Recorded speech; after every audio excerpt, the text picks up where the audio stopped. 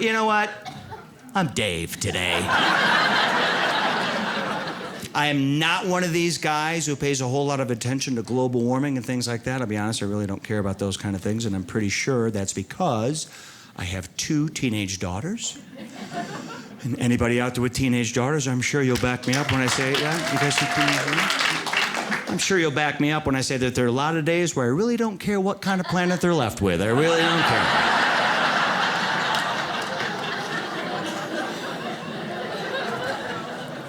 Teenage girls, huh? You know, there's times I don't even like it when they call me dad. It just implies a level of commitment I'm not always up for. There's days they approach and I just stop them about 10 feet away. You know what? I'm Dave today. Dave doesn't have $20. Dave can't drive you to Maddie's house. With any luck, your dad will be back in a couple days. That's all I can tell you.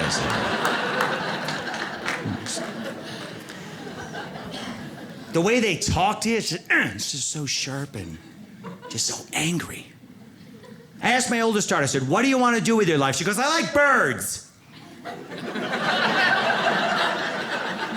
Did you even hear the question I asked you? She goes, yeah, I like birds. I want to be an ornithologist. All right. So she's not moving out.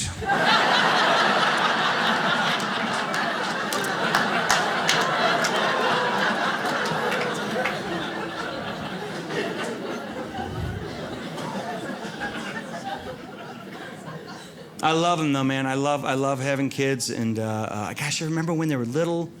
You know, that first one. The first one scares you to death, don't they? Because that's the one you prepare for. You over-prepare.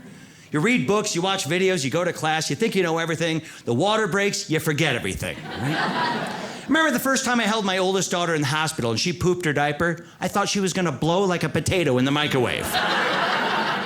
Because if you've ever seen an infant do that, they squeeze into a tiny little piece. And I'm screaming at my wife, get a fork, put some holes in her. If this kid blows, the insurance does not cover the cleanup, I'll guarantee you.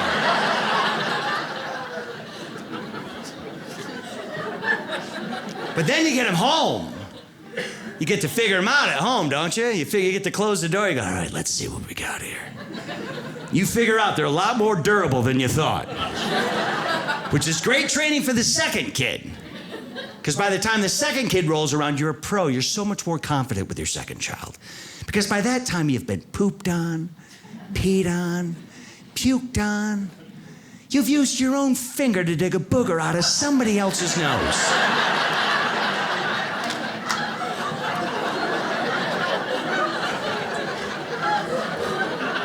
So that second kid, you don't even really care about that second kid, do you? I mean, they're naked, rolling in dirt in the backyard. Hose her off, we're late, let's go. They could be going towards the outlet with a fork. You don't even stop them. Let's see what happens here. My wife and I, we have gotten to a point where we are letting the digital devices in our home control our lives. We have the Amazon Echo, and the problem is my wife primarily uses it just for the weather, but she talks to Alexa like she's an 80-year-old dementia patient. She gets way too close, and she's, Alexa, what's the weather today? Alexa, do you know where you are? Do you know who I am? Alexa's flinching up there, right?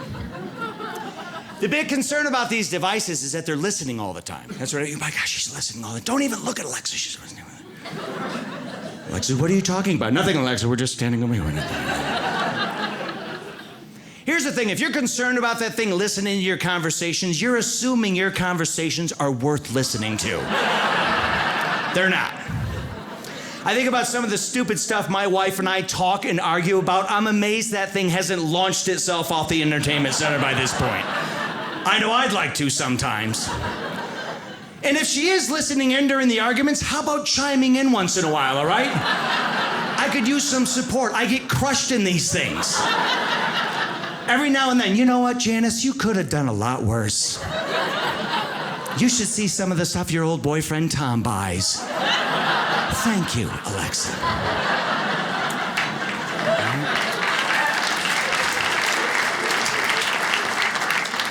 We do everything. We watch TV on our smartphones now, right? Watch TV on our smartphones. Remember we used to try to buy the biggest TVs we could buy, right? Trying to one-up each other all the time. Look at this one. This one, the house goes inside this one. I think we realized the bigger our TVs got, the more people wanted to come over and watch our TVs. And I am not a good host, all right? I don't like people just stopping by. We're shopping for a new house. I've told our realtor I want their house to be cozy yet uninviting. I want the inside to look like Bilbo Baggins' place. I want the outside to look like the Bates Motel.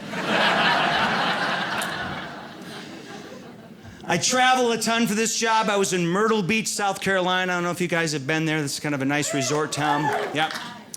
If you haven't been there, there are signs all over Myrtle Beach that advertise helicopter rides for $20. Now, maybe I'm the biggest wuss you'll ever meet, but boy, I want my helicopter ride to cost a lot more than $20. $20 doesn't sound like anybody's even thought about a safety inspection, does it?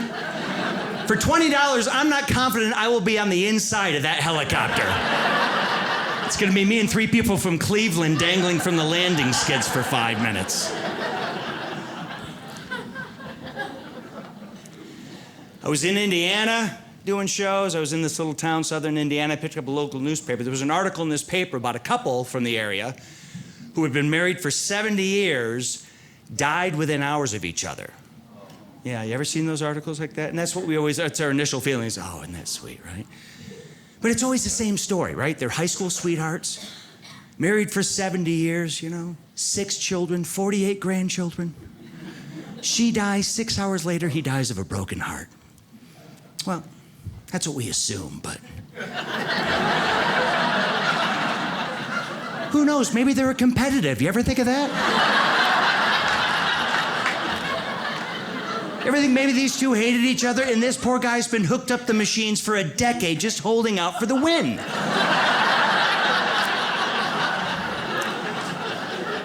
Right? And as soon as she passes, like I told you she wasn't getting a penny of my money. Unplug me, I'm done.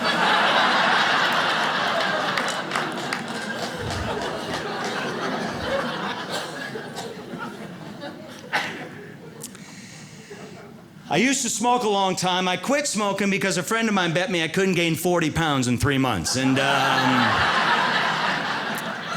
I won. That's what happens when you quit smoking, man. You start eating anything you can catch up to. I gained 40 pounds in 3 months. And you gotta be careful when you put on that kind of weight that quickly. Because here's what happens. You're in such denial about the weight you've gained, you'll still wear all the old clothes you had from before you gained it. I had a red polo shirt that was a medium and had shrunk years ago. 5'7", 240 pounds, wearing this in public. Looked like Pooh Bear walking down the street. My gut was hanging out the bottom of it. I had honey all over my hands. That wasn't helping anything.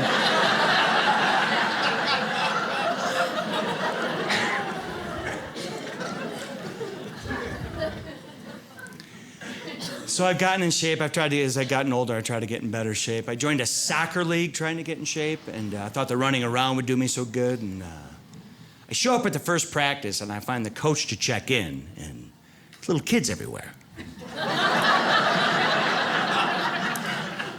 Guy looks at me and says, "Hey, did you realize this was a 6 and under team?" I said, "Yeah, I thought they meant height."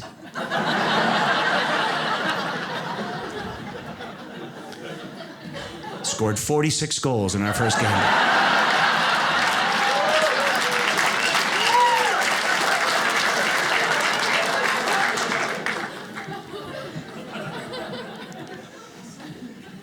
I had to get a physical. I recently turned 50, so I got a physical. And boy, I don't know if anybody's my age or older, but I've realized this. The older you get, they run the tests ahead of time. So by the time they come in the exam room, they have all the results. So lying is out. And I don't care for my doctor. He's very passive aggressive, just kind of stands on the other side of the room, looks at his eye, but doesn't make a lot of eye contact. And just, you having any chest pains? No.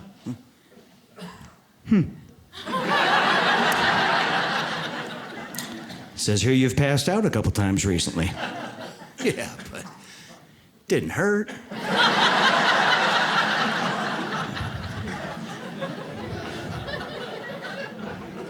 How many donuts do you eat? 5 or 6. A week?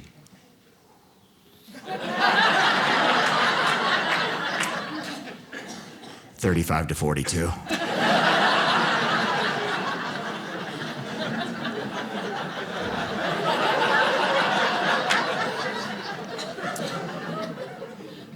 He goes, you got to start eating better. I'm looking at these blood results. You got to start eating better. So I have been eating healthier. I have been trying to, but I just love crappy food, don't you? Just every now and then, you just got to have crappy food. But here's why you have to eat better. This is why I figured this out. Forget the health concerns. This is why you have to eat better. I started looking at some of the crap that I will shove in my body over the course of a day. And I thought to myself, you know what? If I die tonight and they have to do an autopsy later, oh my gosh. My family is going to be so embarrassed. Because they're going to go through that report with my wife. She'll be out in the lobby. They're going to come out and talk. Go, hey, man, first of all, we are really sorry about your loss, but boy, we put him on that table. I would bet my life that the gunshot wound to the chest was what did it, but he's full of liquid cheese.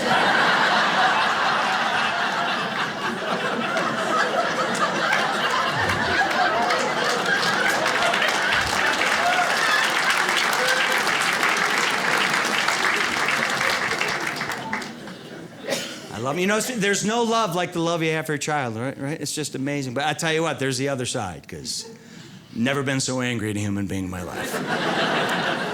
I'll never forget, there was a time when my youngest daughter was about 6 years old. There was a little stretch there where she owed me a lot of money. And,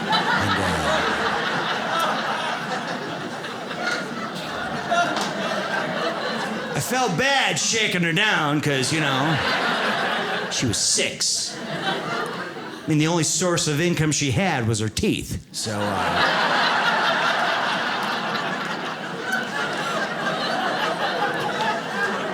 she kept telling me, this one's starting to wiggle. Give me another week or so. I'm like, you know what? That's what you said last week.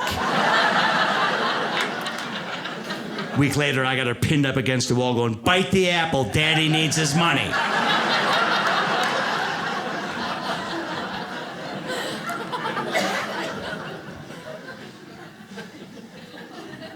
I was a kid. I was the youngest of 4 boys. I've got 3 older brothers, so I had to wear all the hand-me-downs, which usually for boys, that's not a big deal. But here's the problem. I told you I'm 5'7". 2 of my brothers are 6 foot. One of them is 6'3". So the pants fit beautifully. People say, hey, kid, you know your pants are on inside out? Yeah, those are cuffs.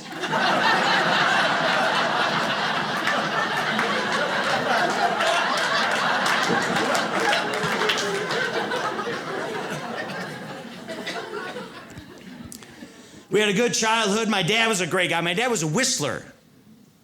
You know those guys? Yeah. Not whistling songs at you. Move it, let's go. Just irritated all the time. Move, come on, let's go. He spoke a language we called Whistlish. It was like a hybrid of whistling and English. That's how he'd speak to you all the time. Listen. There's a pile of wood up on the hill, all right? I want you to grab the wheelbarrow. Head up there. I need you to get me about 3 or 4 logs. Bring them here, let me check them over. Put them behind the house. Just come back over here, I got some more stuff for you to do when that's finished, all right?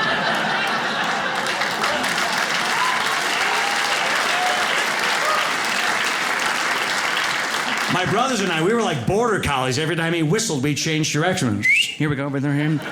Thank him. All right, here we go back. We were just here a moment ago. You realize that?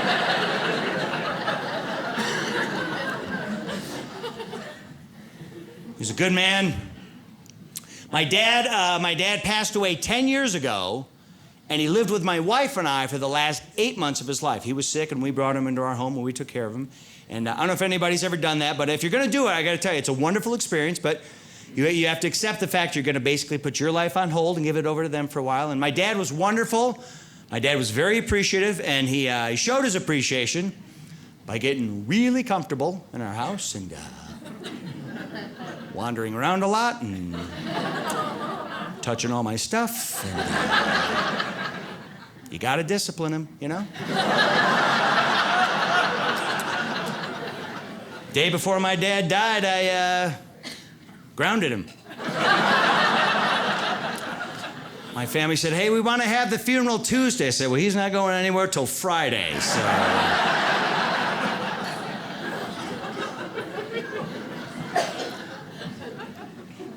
I'm married. I've been married. My wife and I just celebrated 26 years of marriage. It's good.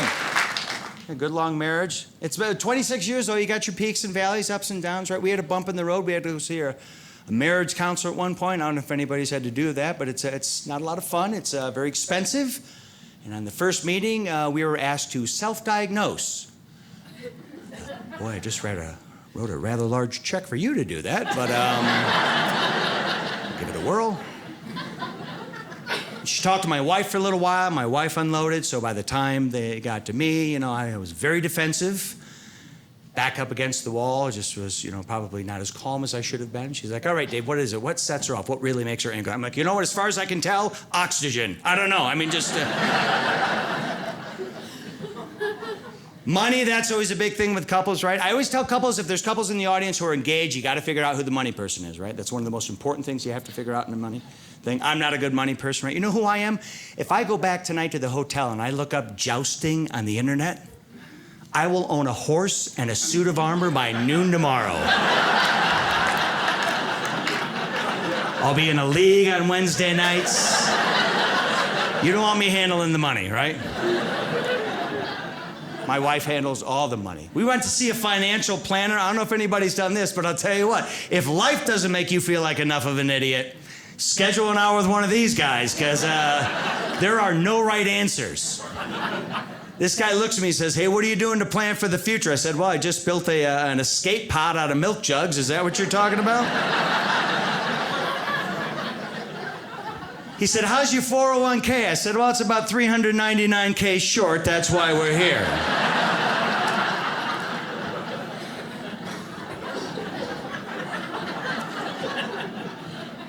My wife handles all the money, right? Fashion, that's a big thing. We're still in the weekends. If we're going out and I've got to look good, I make sure my wife approves of my outfit, right? She check around, you know, turn around, make sure everything looks good, right? Because she knows if she doesn't, you know what I'm going to wear? I'm going to wear a cape. That's what I'm going to have on. Ladies, there's not a guy in this room who wouldn't love it if capes came back in fashion. That's the best look there's ever been. And it won't happen because women know we'd be screwing around with those capes all night long, right? Honey, you need something else? You got it. Right there, right?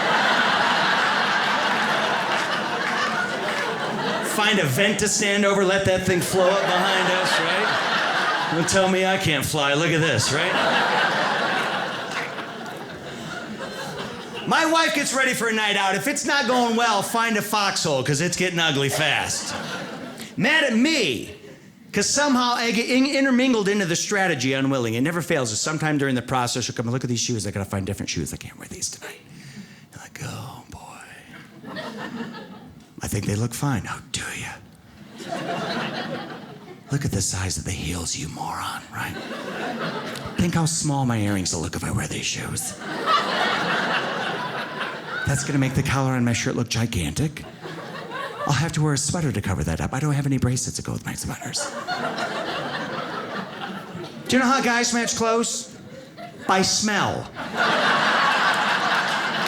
We go around the room, right? Pick up a pair of pants. This smells like smoke. This shirt smells like smoke. There's your match right there.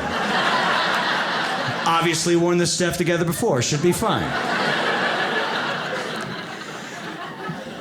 Here's the big fashion clothing controversy in my home at the moment. It's all about the jeans and how often you're supposed to wash them. My wife thinks you wear jeans once they go to the laundry. No way. The first day I can smell them when I'm wearing them. Got one more week.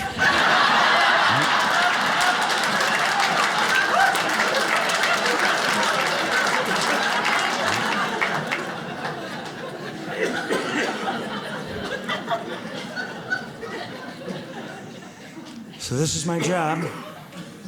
You know the nice thing about this job? I never filled out an application. Never had to. I remember my first job in high school, I filled out the application, had to list my elementary school. How would you like it if that's the reason you didn't get the job, huh? You want to take that phone call? Hey, listen, Dave, we appreciate all the interest, but, oh, man, we got to go with somebody else. No, the application looked fine. References all seemed to check out, but, talk to Mrs. Berman, your first grade teacher. Sounds like someone has a problem with sharing, sport.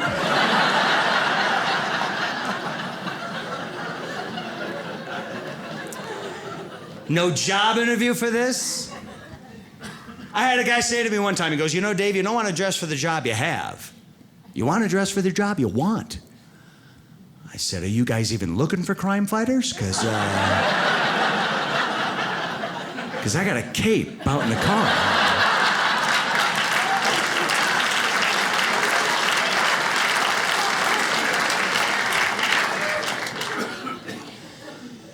I just recently turned 50. I don't like getting older. Here's what I've noticed. I'm using my shirt pocket all the time.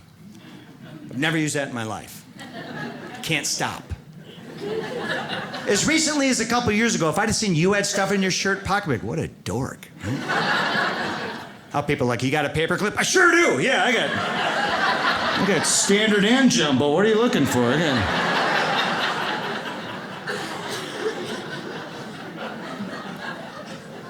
We get ugly, stuff growing out of us, right? Ear hair, come on. Ladies, we know you don't like it. Okay, nobody warns us. I took biology in high school. Nobody said a word about the whisk brooms that would shoot out the side of my head one day. Walking around the house, knocking pictures off the wall. And it's not normal hair, it's this 500-pound test line. It's the same stuff they land marlins with down in the Keys. And my wife's, oh my gosh, can't you just get rid of it? No, you can't. I've tried to pull them out. It's the most painful thing I've ever done in my life. They're connected to your spinal cord. I was in the mall, I yanked one out. Lost motor skills for about an hour trying to call for help.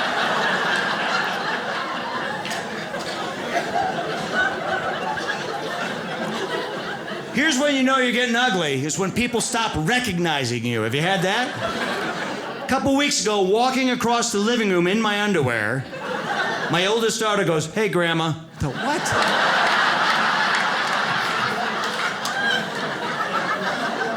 I don't know what's worse, that I'm starting to look like my mother-in-law or that she walks around the kids in boxers and no top.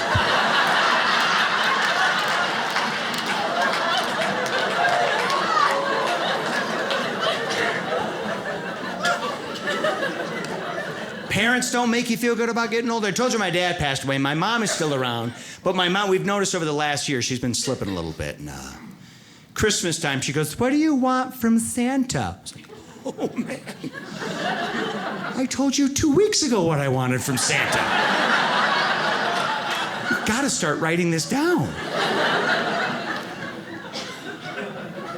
Conversations with your parents are the worst. The conversations I'd have with my dad at the end of his life were the same ones we had when I was about 6. The roles just flip around. We would go out to eat, walk into a restaurant. I would look at my dad and go, listen, sit all right. Don't touch anything. Don't talk to anybody. I'll be back in a minute, all right? Where are your shoes? 50 degrees out, you don't have any shoes on. What do you want to eat? A Reuben? Not a chance, no. You'll make a mess. I'm not putting up with that crap today, okay? You're getting chicken strips and a cup of juice with a lid on it. That's it, all right? Go wash up. I'm David Dyer. Thank you very much, folks. Thank you. Appreciate it. Thanks a lot. Thank you very much.